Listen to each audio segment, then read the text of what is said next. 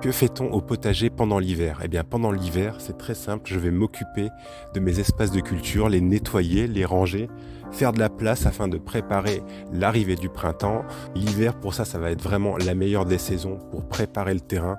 Aujourd'hui, je vais vous montrer comment préparer mon sol pour l'année prochaine et comment j'utilise les éléments de mon jardin pour les transformer en nutriments disponibles pour mes plantes. Parti, je m'équipe de mon sécateur et la première chose que je vais faire, c'est de me débarrasser des restes de culture de l'année dernière. Alors je vais pas déraciner complètement la plante parce que l'année dernière les plantes ont été très productives.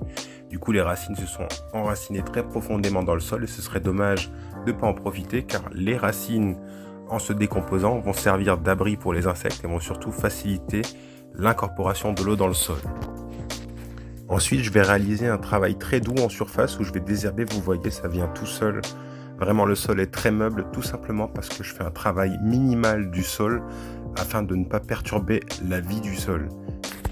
Sur cette parcelle, l'an dernier, j'avais mis des fraisiers, du coup, j'ai énormément de rejets. Abonne-toi à la chaîne, je te montrerai comment les préparer afin qu'ils soient encore plus productifs l'année prochaine. Enfin, j'égalise le tout avec quelques coups de griffe. Je me débarrasse encore des quelques impuretés que je peux trouver en surface. Le but c'est surtout de niveler et de décompacter un peu la terre en surface. Du coup en milieu urbain c'est jamais évident de trouver de la paille ou du foin.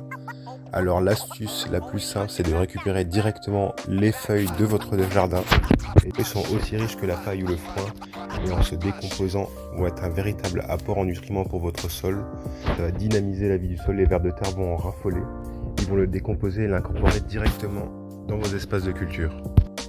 La couverture va en plus éviter la pousse des mauvaises herbes et comme ça, dès le printemps, vous aurez un sol propre, bien aéré et bien travaillé pour favoriser le développement de vos nouvelles cultures.